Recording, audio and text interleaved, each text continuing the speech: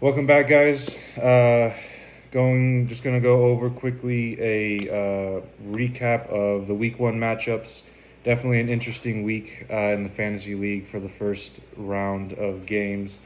I'll get into some detail there. I do apologize for getting this out a little bit late. Just had some stuff to deal with outside of the league, but everything's good now. So my full focus is with you guys. Let's just get right into it. First matchup, me against Audrey. Audrey did come out on top. I scored 111.5 points, and Audrey did get 124.2. Very, very interesting matchup. Just to recap, I did have Audrey winning this game. Unfortunate. I believe I could have had it if it weren't for a couple of mishaps that occurred during that Chiefs and Chargers game. So for this one, I just picked a highlight player and a low light player from each team. For my team, my highlight player was Zay Flowers, wide receiver for the Baltimore Ravens. He was projected 14.6 points, but he balled out and got 28.1. So that definitely helped me out. Unfortunately, it wasn't enough to get the dub. And I feel like I could have got the dub if Xavier fucking Worthy didn't run into Travis Kelce's big ass at the beginning of the game, and he left the game injured with a messed up shoulder. So he was projected 17 points, but he didn't even touch the ball, and like I said, got injured right away. So that was very unfortunate.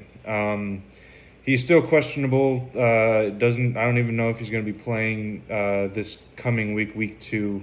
But that definitely could have helped me out, and I feel like I could have gotten the dub if he just didn't run into Travis Kelce's big ass. But nonetheless, moving on to Audrey's team, her star player was Lamar Jackson. He was projected he's a quarterback for the Baltimore Ravens. He was projected 22 points, but he balled out again, and he scored Audrey 29.36 points. Even though they lost that game narrowly, they did score 40 points, which is very above average for a football game. So that definitely boosted Audrey's points there real good. And I mean, even though she won, she did have a low light. Everyone's got one at least. Her low light, I would say, was Nico Collins. He's a wide receiver for the Houston Texans. He was projected 17.4 points, but he only scored Audrey 5.5. Didn't really touch the ball that much. He only got 3. He was only throwing the ball 3 times, and only 25 yards. So he was definitely underused in that game. But, I mean, it didn't really matter. Audrey got the dub anyways, so good job, Audrey. Fucking Travis Kelce.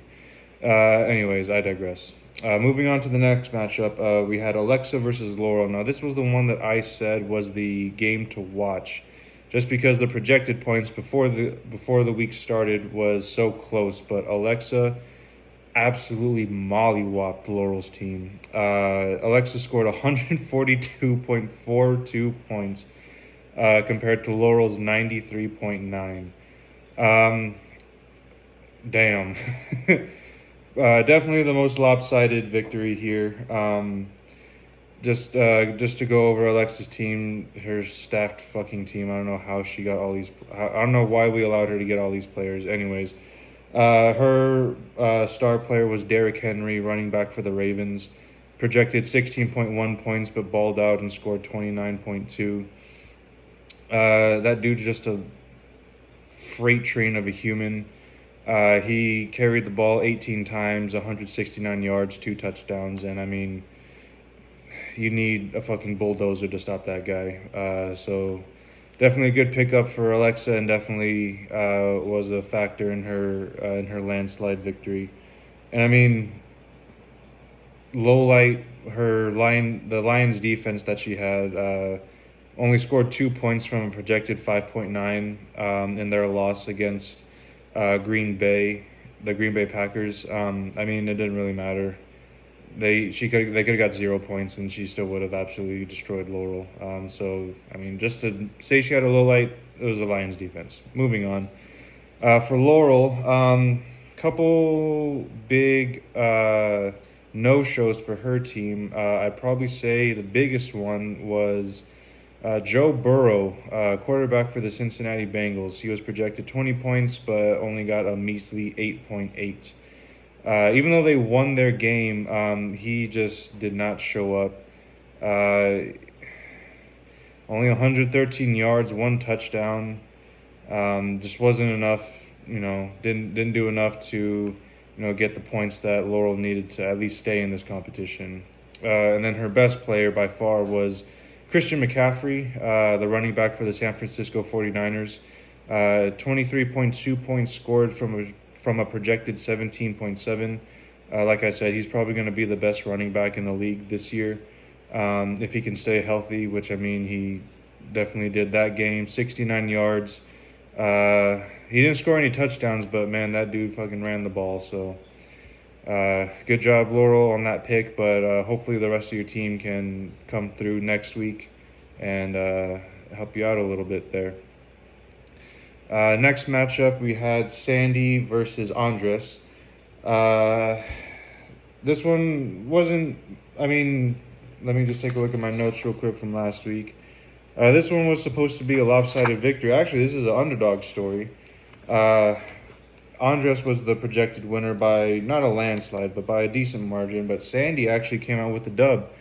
116 points for her, and Andres only got 103.6. Definitely very disappointing on Andres' end, but we'll dive into Sandy's team real quick. Best player for her was Jalen Hurts, quarterback for the Philadelphia Eagles. We all knew this was going to be, a good pick. He pretty much matched his projected score. He got 24 points from projected 23. The only thing that hurts that hurts him is the Eagles, I guess, don't like to throw the ball that much, even though they have really good wide receivers. They really rely on that running game from him. He ran 62 yards, which is a lot for a quarterback. But nonetheless, definitely helped her get the victory there. And then the low light, I picked her kicker, Tyler Bass, just because he was injured during the game. He didn't get any kicks, so he got 0 points from a projected 0. I guess he was injured. I guess he got injured before the game even started. This just serves as a reminder to check your rosters, fellas. Any injuries, put them on IR. You can still add free agents, people that weren't picked on any teams, to go into your roster, so you can at least get some points. But nonetheless, the 0-point kicker didn't really affect her score. She still got the dub, so it doesn't matter. Andres. What happened, bro?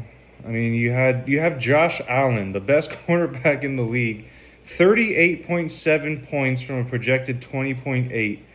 You are a surefire win, but your team lets you down, man.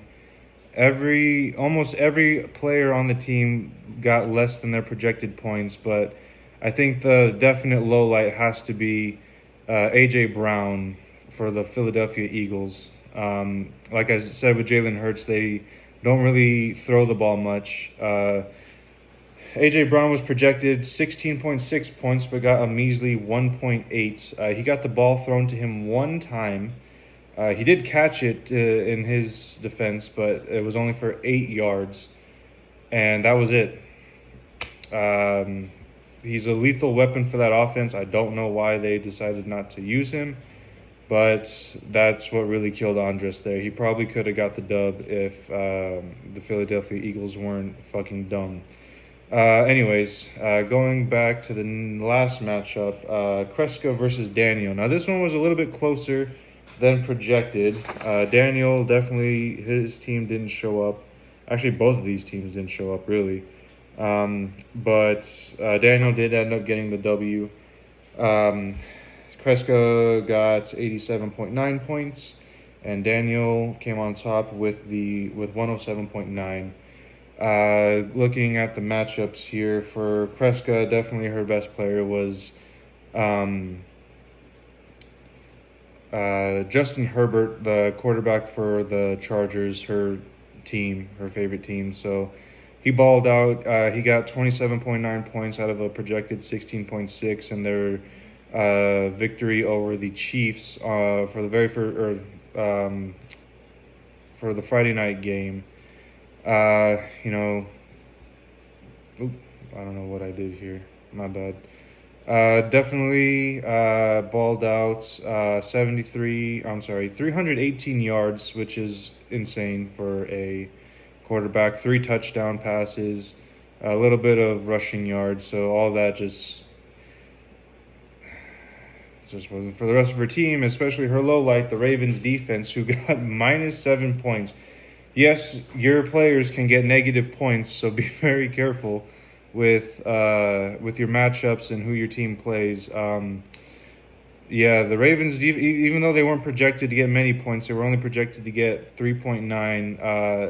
That would have at least added to her score, but they shit the bucket. If you guys didn't see the game, the Ravens were up by 25 points in the fourth quarter, in the final bit of the game, and they shit the bucket and ended up losing by 1 point. So that definitely hurt Kreska's chances of even competing in this game. For Daniel, definitely his best player, Jackson Smith-Njigba, kind of a funny name, wide receiver for the Seattle Seahawks, showed up on Sunday, even though they lost to the Niners. He was projected 4.7 points and got 19.4 for Daniel's team. Got the ball thrown to him 9 times, 124 yards. So, no touchdowns, but, he balled out. He, got more than projected. So, that's always a good thing to see. And his low light was definitely his wide receiver, T. Higgins, for the Cincinnati Bengals. Like I mentioned, he was one of the players on the Bengals that got hella money over the offseason, and I guess he's just taking the money and running at this point. Although he wasn't utilized as much as he probably should have been. He only got the ball thrown to him 3 times for 33 yards, no touchdowns. So that definitely, I say he hurt Daniel's team, but Daniel still got the dub, so it doesn't really matter. So that was the recap for the week. As far as my predictions go, I only got 2. I guess I went 2 for 4. But definitely some interesting matchups this week or last week. So we'll see how this week fares up against that. I'll be getting that review for you guys in just a little bit. I'm actually going to record it right after this. Congratulations to the winning teams, and for the losing teams, hopefully we can bounce back. I believe in us. Go Underdogs. Thank you guys for tuning in. Stay tuned.